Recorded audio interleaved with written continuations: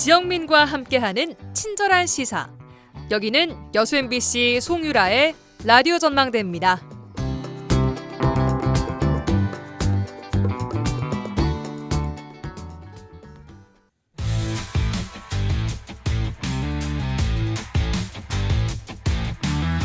라디오 전망대 정치 한판. 네, 정치 한판 시작합니다. 더불어민주당 서동용 전 의원, 개혁신당 천하람 원내대표 두 분과 함께하겠습니다. 전화 연결돼 있습니다. 나와 계십니까? 반갑습니다. 서동용입니다. 네, 안녕하세요. 천하람입니다. 네, 두 분 지난주 한 주 쉬고 2주 만에 뵙습니다. 잘 보내셨습니까, 서 의원님? 네, 저는 이제 올 3월이 시작이 돼서 예. 대학생들 개강을 했어요. 네, 작년에 이어서 올해도 이제 올해 1학기 때 지역 산업의 이해와 법률 특강이라는 과목을 강의를 하게 됐는데요. 주제가 어려운데요? 이제 우리 지역 산업의 현황과 미래에 대한 이야기들을 좀 하고 하니까 예.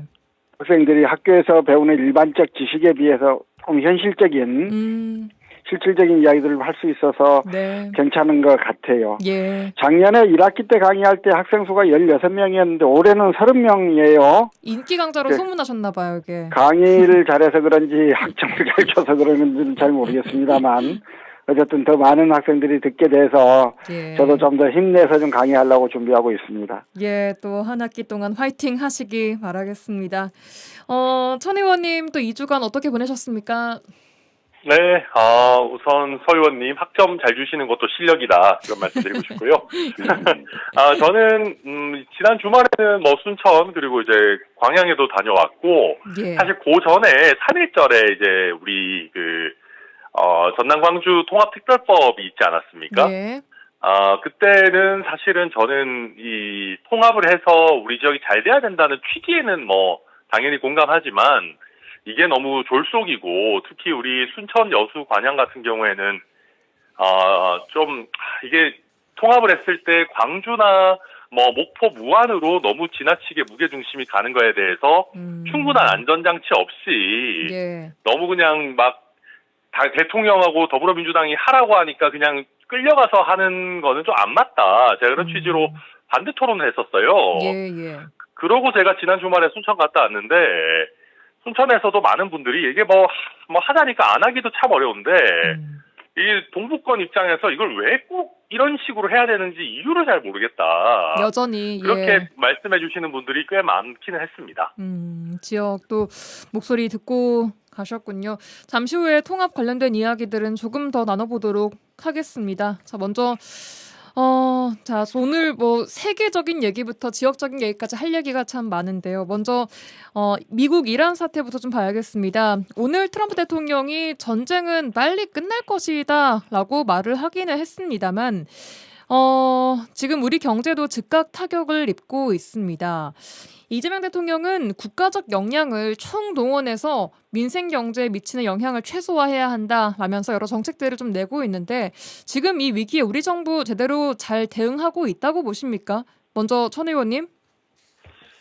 사실 이제 특별히 뭐 하고 있는 게 많이 있지는 않은 것 같아요. 그러니까 이제 대통령께서 정부가 뭐라도 적극적으로 대응하는 느낌 내려고 뭐 석유 최고 가격제 이런 예. 얘기도 하시고 하는데 근데 요즘 뭐 기름 넣어보신 분들 아시겠지만은 굉장히 많이 올랐습니다. 뭐 1,900원 훌쩍 넘어서 2,000원 가까이 이제 됐는데 뭐 그렇게 효과가 지금 당장 뭐 발생하고 있는 것 같지는 않고요. 그 외에도 지금 여러 가지 물가나 뭐 이런 부분들이 굉장히 많이 요동치고 또 자산 가격은 많이 올랐지만 민생 경제 특히 뭐 건설 경기를 포함해가지고 우리 소상공인들 이런 것 굉장히 다 안 좋거든요. 근데 그런 상황에서 지금 너무 이제 좀 대통령께서 자산시장 관련한 부분만 너무 많이 관심을 갖고 계신 것 아닌가 저는 그런 우려를 갖고 있습니다. 서 의원님 어떻게 보십니까? 일단 이번 이제 미국 이스라엘이 이란을 침공한 것 자체가 사실 상상도 못했던 일이 벌어진 거잖아요. 지금까지 뭐 조금 이러저런 이야기가 나오긴 했어도 설마 뭐 이러면서 우리가 바라보다가 미국이 지난번에 베네수엘라를 침공해서 대통령을 잡아가는 모습과 이번 이제 이런 침공하는 모습이 지금까지 세계사에서 유례가 없던 일들이 자꾸 벌어지고 있는 것이고 그 결과 지금 경제적 타격은 뭐 우리나라뿐만이 아니고 전 세계적으로 미치고 있는데요. 예. 지금 이런 상황에서 사실 정부가 할 수 있는 일이 딱이 있을 것 같지는 않습니다만 예. 제일 중요한 게 대통령의 강력한 메시지일 거예요. 예. 특히 이제 석유 가격이 급등하는 것에 대한 대통령의 강력한 메시지가 나오고 이러면서 네. 아직 이제 뭐 그래서 조금 가격은 좀 잡히긴 했죠. 아직 제대로 잡혔다고 볼 수는 없지만 어쨌든 앞으로 전체적인 대응은 정세를 봐가면서 대응을 잘해야 할 거고 예. 또 그만큼 중요한 게 그 시장에 대한 정부의 메시지일 테니까요. 예. 앞으로 그런 부분들이 적절하게 참 잘 이루어지도록 더 위기 있게 상황들을 보면서 정부가 잘 대응해 주기를 바랍니다. 예. 서 의원님께서는 이렇게 석유 최고 가격제 이 자체를 두고는 좀 어떻게 보십니까? 예, 아니 뭐 지금 이제 해야 되는 일이긴 하지요. 근데 예. 지금 사실은 최고 가격제를 집행하겠다고는 했으나 석유 가격이 너무 많이 올랐고 예. 이 최고 가격제에도 불구하고 잘 내려오지는 않고 있고 이거는 지금까지도 정유사 등이 이렇게 해왔던 여러 가지 행태들이 있는 예. 거고 그대로 좀 반복이 되고 있는 건데요. 네. 대통령의 메시지에도 불구하고 가격이 많이 떨어지지 않으니까 국민들은 불만이 당연히 있을 수밖에 없는 건데 네. 앞으로 더 이제 정부가 일회성 메시지가 아니라 지속적으로 이걸 정책적으로 계속 관찰하고 또 필요한 조치를 하고 하는 것들을 계속 반복하면 예. 국민 생활에 악영향을 미치는 문제들이 조금씩 해결돼 가지 않을까 그렇게 생각합니다. 예. 천 의원님께서는 이 제도 자체만 두고서는 좀 어떻게 바라보고 계십니까? 뭐 극단적인 경우에 꼭 필요할 때 쓰는 거는 저는 할 수 있다고 봅니다. 예. 그러니까 이게 특히 뭐 중동에 뭐 전쟁이 일어나가지고 이게 이제 뭐 석유 가격이 좀 과도하게 폭등하는 경우에는 저는 정책 수단으로 뭐 고려할 수 있다고 보고요. 다만 예. 이런 제도를 너무 자주 남발하게 되면은 그 최고가격제 하면은 보통 어떻게 되냐면 이제 주유소에 줄을 길게 서야 되거나 예. 아니면은 약간 뭐 암시장 같은 게 형성되거나 뭐 이런 이제 그 경제학 교과서에 나오는 여러 그 부작용들. 최고가격제의 부작용들이 있어요. 뭐 그건 이제 원론적인 거니까 예. 당연히 있고 뭐 아주 예외적인 경우에는 써야죠. 근데 대통령께서 이번에 조금 준비 없이 던지신 것 같긴 해요. 그러니까 이게 물론 이제 그 석유업, 그 정유업계에 어떤 자발적 시정을 요구하면서 이렇게 메시지 내고 하실 수는 있는 건데 예. 좀 메시지 내고 그러면 착착착 되고 뭔가 정유업계랑 그러면 어느 정도 적정 주유소 이윤을 보장하면서 이걸 할지 이런 게 조금 이렇게 좀 준비된 형태로 좀 나왔으면 좋겠는데 그렇게까지 잘 준비된 메시지는 아닌 걸로 보여요. 아직까지는. 알겠습니다. 자, 지역 산업계도 직격탄을 맞고 있습니다. 호르무즈 해협 봉쇄에 따른 원료 수급 난으로 여천 NCC가 고객사에 공급 불가항력 선언을 했습니다. 지금 석유화학 산업 전반에도 영향을 미치고 있는 상황인데 이건 좀 어떻게 보고 계십니까, 서 의원님? 일단 이제 원유를 정제해서 나프타를 만들고 이 나프타를 가지고 에틸렌을 만들고 이러는 건데요. 예. 우리나라에 공급되는 수입 나프타의 55%가 중동산이니까 호르무즈 해협 봉쇄를 포함한 최근의 이 전쟁 상황이 우리 석유화학 산업에 강력한 영향을 미칠 수밖에 없는 거 아니겠어요. 예. 이 현지 나프타 가격은 많이 오르고 거기에다가 또 해상 운임까지 급상승을 하다 보니까 예. 이번에 이제 NCC가 굉장히 좀 센 그런 그 발표를 했던데요. 네. 그렇지 않아도 국내 석유화학 업계의 경쟁력이 중국과 중동의 석유화학 업체들 때문에 많이 좀 약화돼 있고 되게 힘들어하는 상황인데 예. 이번에 이제 이란 전쟁 때문에 더욱 좀 심화되는 모양새입니다. 저는 이제 각 회사들이야 뭐 살아나기 위한 여러 가지 노력들을 할 텐데요. 예.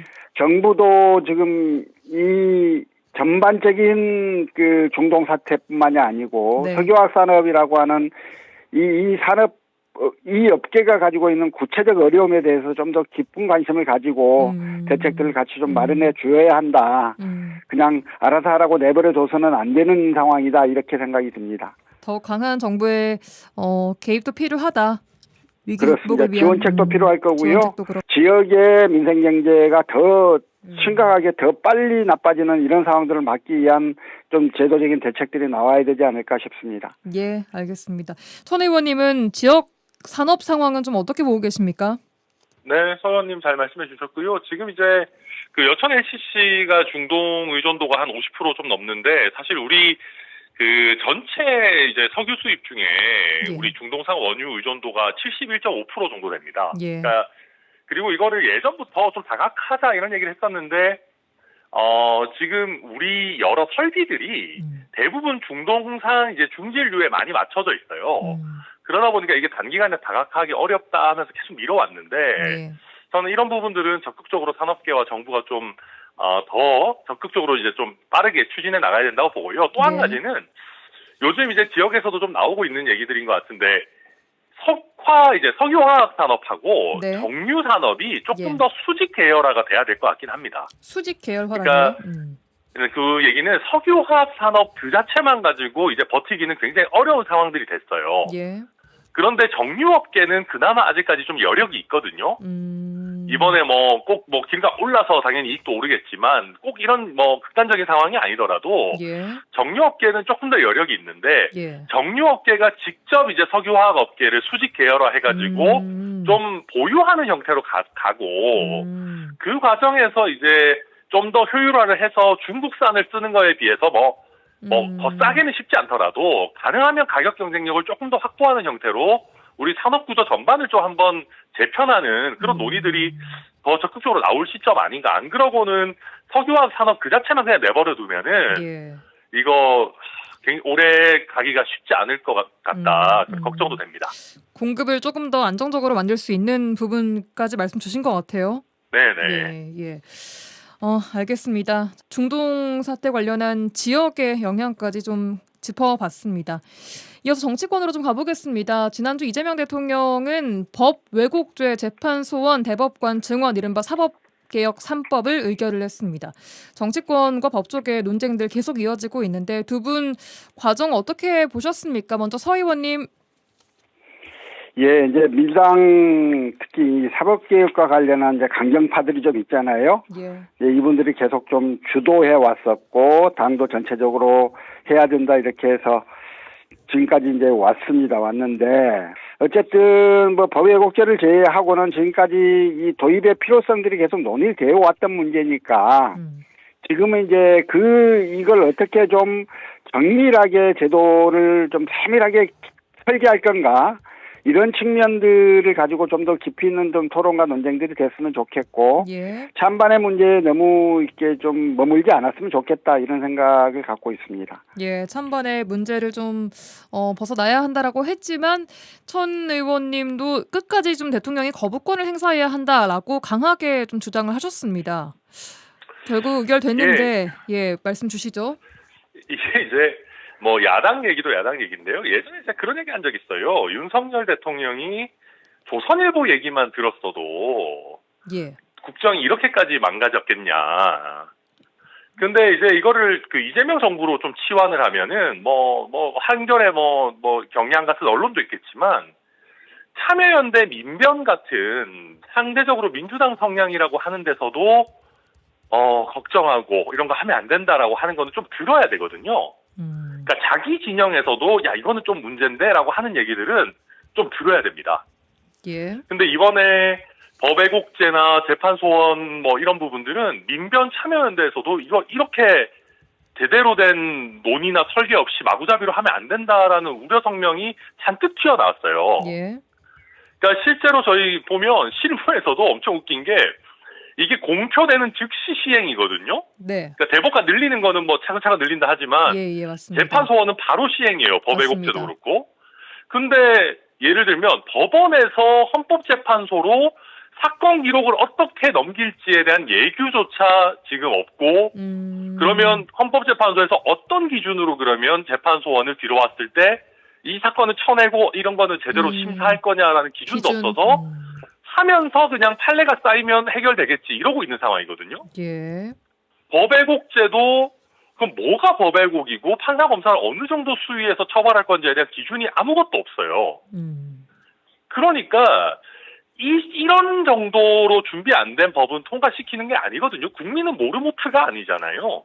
그리고 그렇게 한다고 하면 누가 봐도 무리스러운 법을 통과시키는 거는 이거는 정말 제대로 사법제도를 변화시키자는 게 아니고 예전에 조희대 대법원이 전원 합의체 판결로 이재명 대통령을 곤란하게 했던 거에 대해서 복수를 하기 위한 복수혈전식 입법이다. 근데 그렇게 하면 안 되거든요.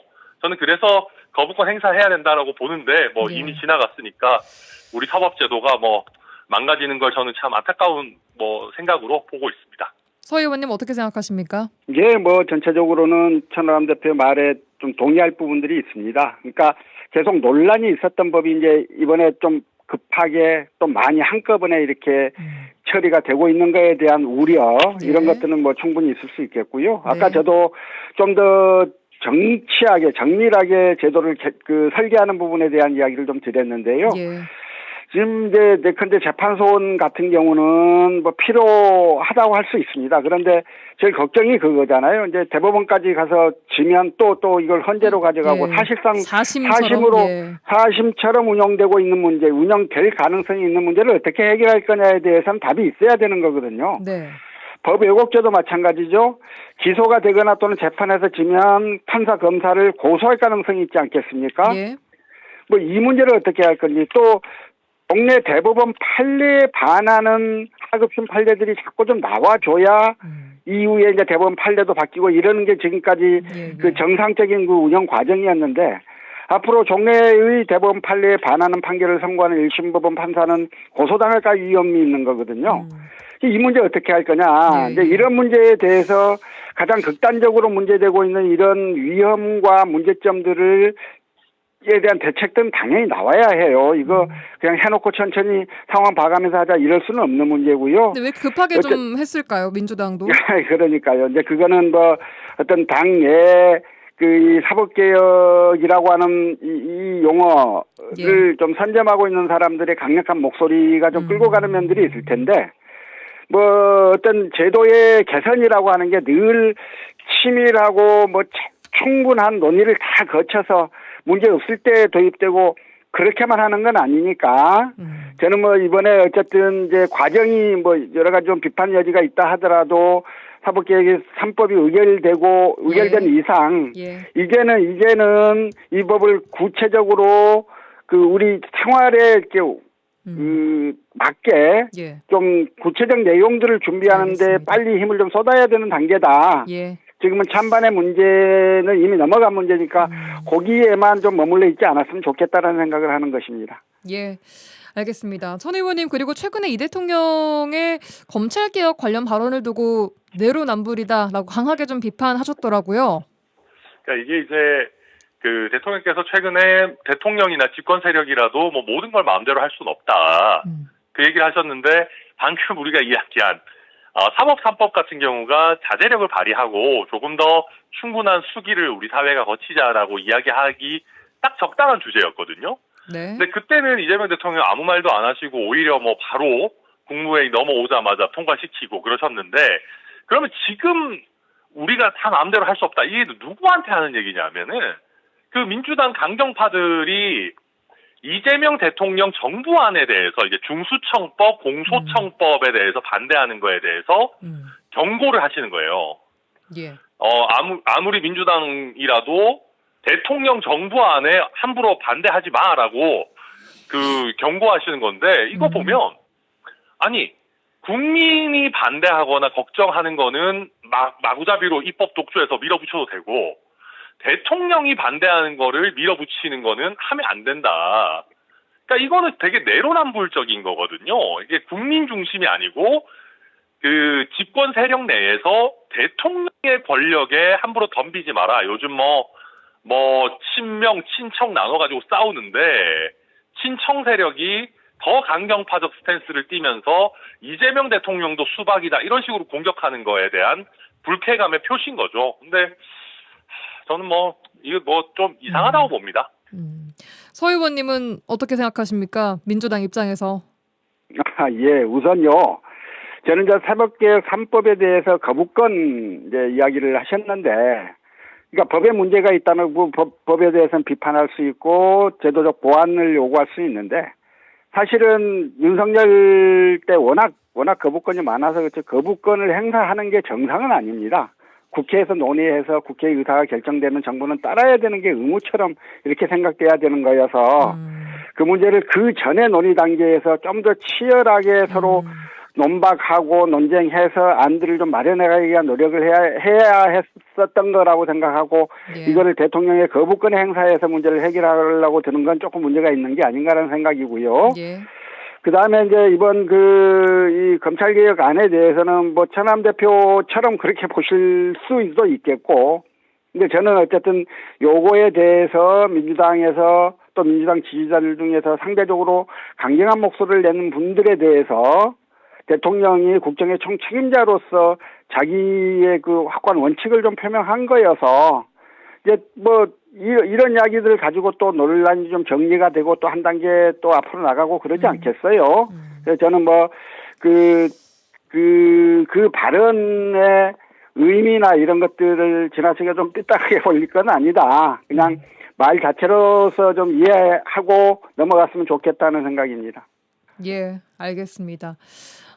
이제 지방선거 이야기로 좀 이어가 볼 텐데요. 그 전에 일단 초반에 말씀 주신 것처럼 우려와 기대 속에 전남 광주 행정통합특별법 이제 의결이 됐습니다. 이게 속도가 너무 빠르다라는 말씀 두 분도 계속 주고 계신데 이제 출범은 기정사실이 됐고 지금부터는 좀 뭐가 제일 중요할까요? 천 의원님? 네, 우선 중요한 게 한두 가지가 아닌데요. 제일 큰 거는 지금 이제 어쨌든 계속해서 그 공기업 이전을 지금 계속 추진하고 있거든요. 이전 대상 공기업이 아마 한 120개 정도 되는 걸로 알고 있는데 이거를 광주 전남 광주 특별시에서 어느 정도 유치하고 또 그 유치되는 것이 광주 쪽으로만 집중되는 것이 아니라 우리 순천을 포함한 동북권으로 어느 정도 이제 이게 될 것이냐 그런 거 봐야 될 것 같고요. 그리고 테크니컬하게 지금 그 전남 광주 특별시 통합할 때 합의문이 너무 아무 내용이 없어요.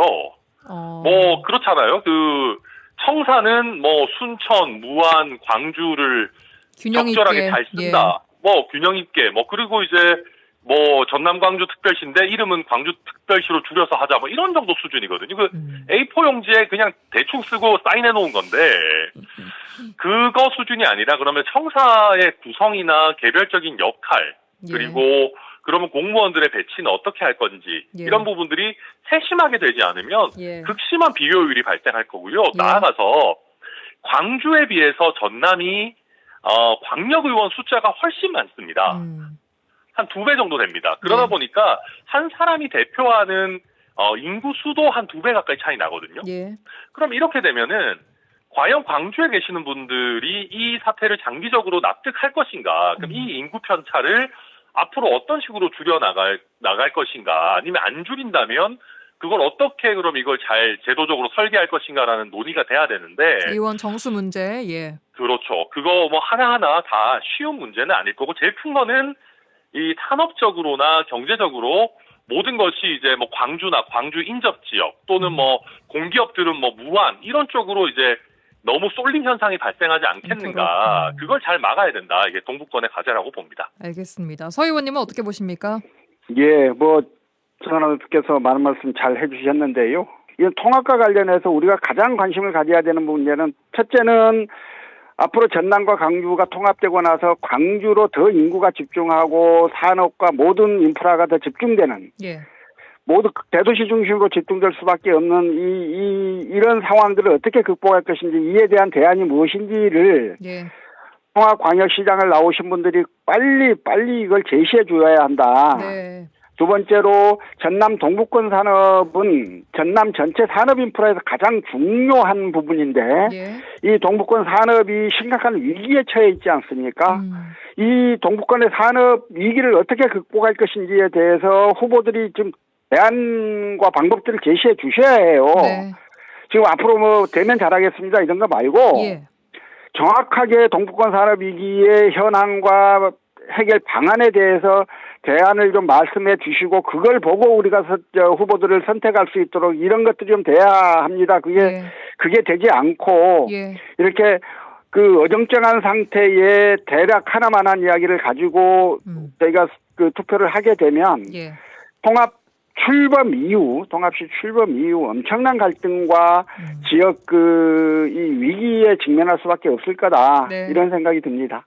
초대 통합 시장 관련해서 민주당 후보들 이제 경선 절차에 들어갔는데 서동용 의원님 그 과정에서 경선 룰에 대한 반발이 좀 나오고 있는 것 같더라고요. 어떻게 보고 계십니까? 당장 이계호 후보가요. 시민 배시 문제가 복원이 안 되면 후보 경선에 불참하겠다 이렇게 선언을 했어요.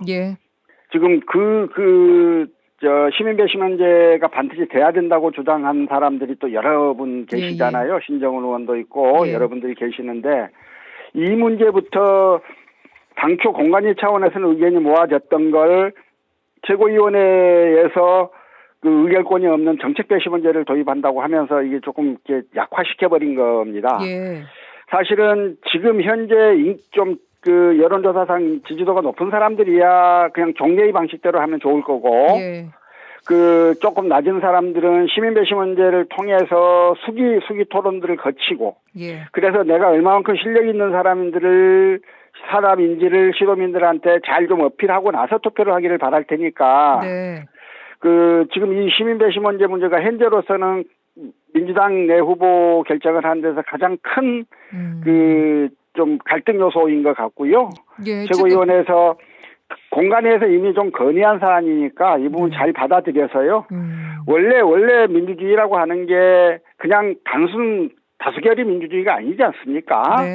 수기하고 토론하고 논쟁해서 좀 더 나은 방안들을 찾아가는 것. 그 과정에서 사회적 소수자들에 대한 배려를 충분히 하는 것, 이게 민주주의라고 해야 되는 것이니까 그런 측면에서 보자면 시민 배시 문제는 반드시 필요하고 고급의 민주주의 그 공천제도일 수 있는 거거든요.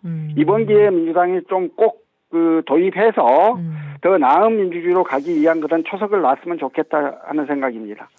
알겠습니다. 자, 마지막으로 개혁신당 지금 지방선거 준비 과정 또 이번 지방선거 목표도 들어볼까요? 네, 저희 이번에 정치의 그 고비용 구조를 깨는 AI 선거를 치르는 걸 요새 목표로 하고 있습니다. AI 선거 이번에 저희가 뭡니까?